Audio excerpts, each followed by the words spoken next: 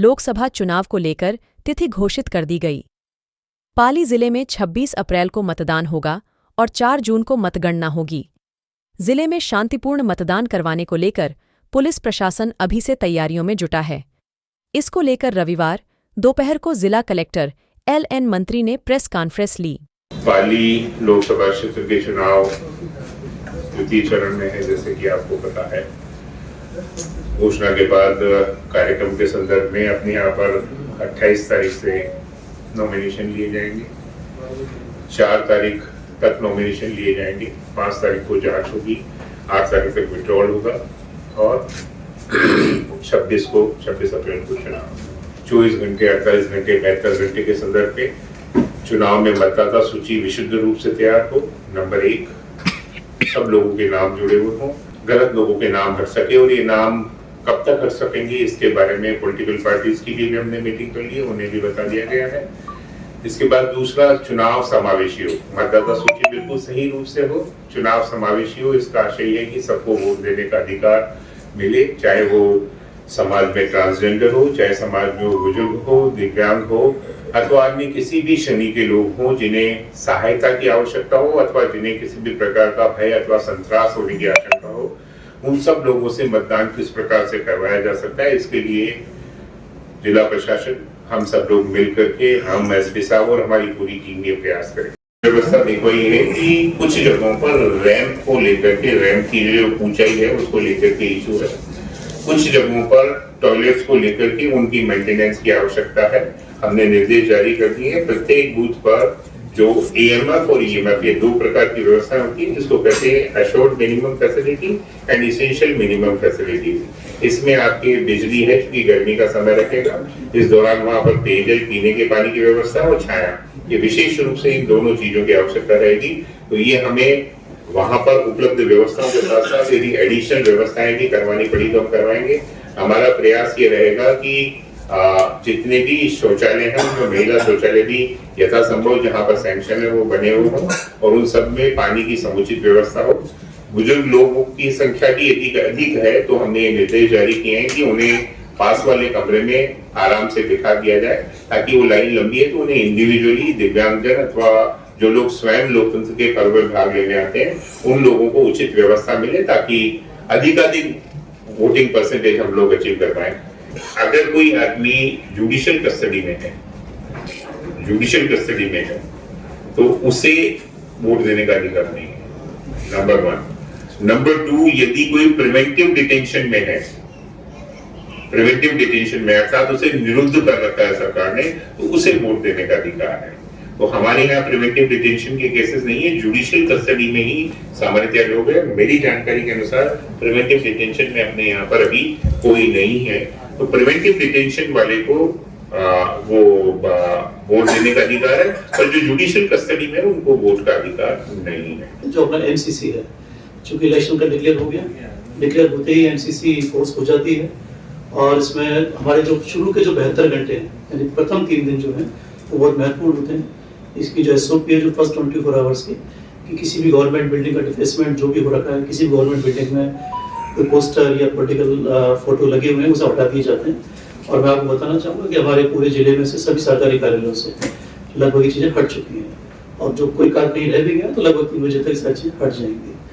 किसी प्रकार की जो हमारे सरकारी व्हीकल्स हैं जो कि जनप्रतिनिधियों के पास हैं, उनका उपयोग उनके द्वारा नहीं किया जाएगा, और उनका उपयोग हम उनका अलग से रिजर्व कर देंगे व्हीकल्स को। आने वाला फिर जो अगले जो 24 घंटों यानी 48 आवर्स, उसमें जो हमारी पब्लिक प्रॉपर्टी है, यानी बस है, रेलवे है, चौराया है, बिजली के पोल्स हैं, वहाँ पर कहीं पर भी यदि कोई इस तरह का पोस्टर लगा हुआ है पॉलिटिकल फंक्शनरी का, किसी सरकारी योजना का जिसमें कि फोटो लगा हुआ है, उन सबको भी हम लोग वहाँ से या तो हटा देंगे या उनका फोटो कवर कर देंगे।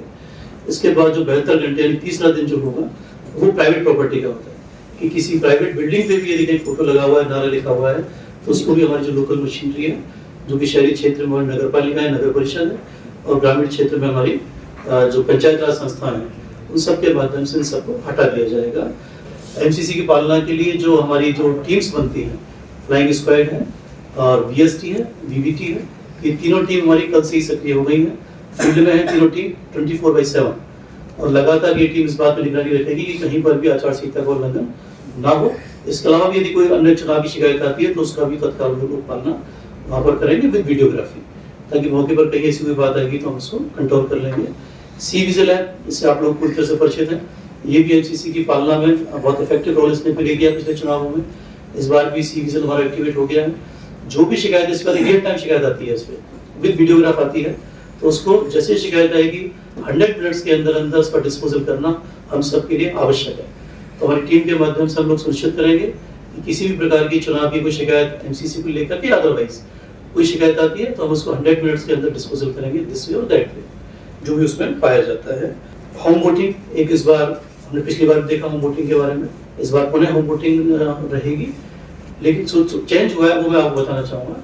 पिछली बार हमारे जो 80 प्लस उम्र के जो व्यक्ति थे उन सबके लिए था ये वाला, इस बार 85 वर्ष उसमें कर दिया कि 85 साल के जो इच्छुक व्यक्ति और पात्र व्यक्ति हैं उन्हीं पे लागू रहेगा। और दूसरी जो कैटेगरी है इसमें दिव्यांगजन की है कि कोई दिव्यांगजन जो 40% से अधिक दिव्यांगता रखता है वो व्यक्ति इसमें होम वोटिंग के लिए पात्र होगा। लेकिन इसमें दूसरी कंडीशन क्या है, वो इच्छुक भी होना चाहिए, यानी इच्छुक भी और पात्र हो तो वो व्यक्ति होम वोटिंग के लिए पात्र होगा। और हमारे यहाँ से हमारे जो एसडीएम साहिबान जो ARO होते हैं सिलेक्शन में, उनके माध्यम से फॉर्म 12D हम बंटवा रहे हैं। फॉर्म 12D भर करके जब आएंगे उनके माध्यम से उसको जांच होगी और इच्छुक और पात्र व्यक्तियों द्वारा जो फॉर्म भर के दिए जाएंगे और जांच में जो सही पाए जाएंगे उसकी एक वोटर लिस्ट अलग से बनेगी।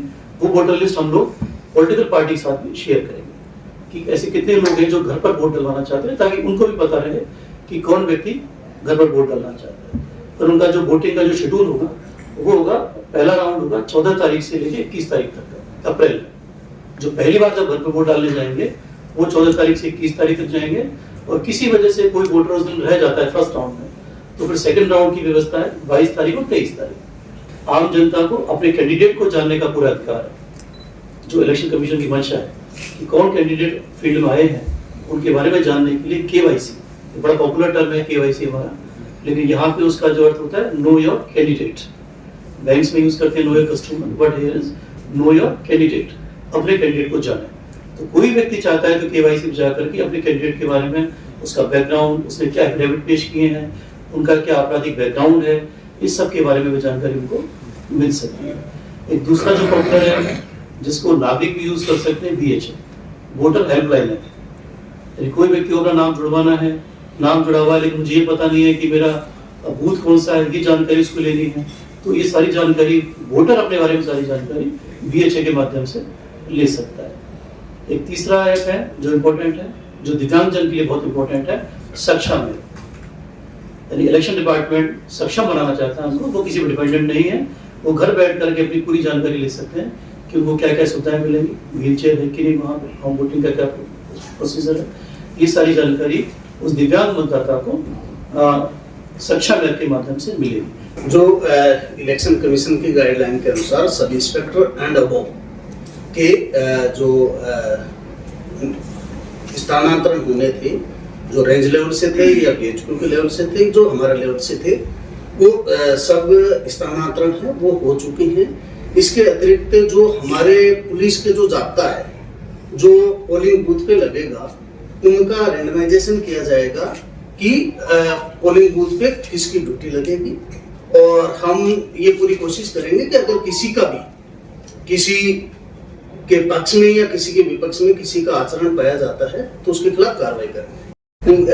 अभी जो विधानसभा चुनाव के दौरान भी अभी जो हमारे जो लगे हुए हैं ये विधानसभा वाइज नाके हैं और पूरे जिले के अंदर जब पाली जिले में एंट्री होती है तो हमारे 15 जगह पे नाके लगे हुए हैं।